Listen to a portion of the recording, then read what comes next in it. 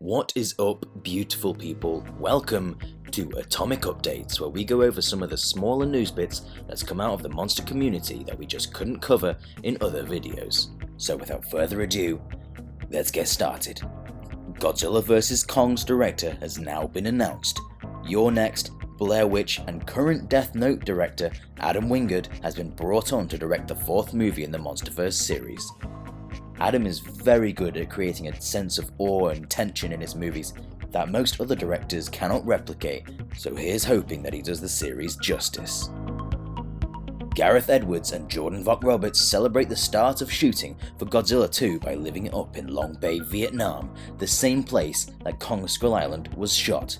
Absolutely stunning.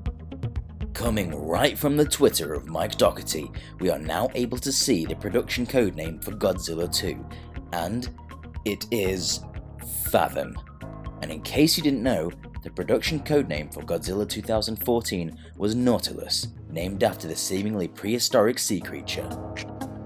Also, coming from Mike's Twitter, we now know that Godzilla will be receiving a slight makeover for his next appearance in Godzilla 2. If you ask me, this most likely means he's going to be slimmed down a bit so they can make him a bit more agile in combat, which will make for some awesome fight scenes.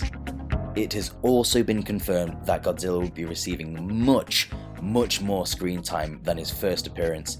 This is awesome stuff, and I think it's something that pretty much all of us asked for.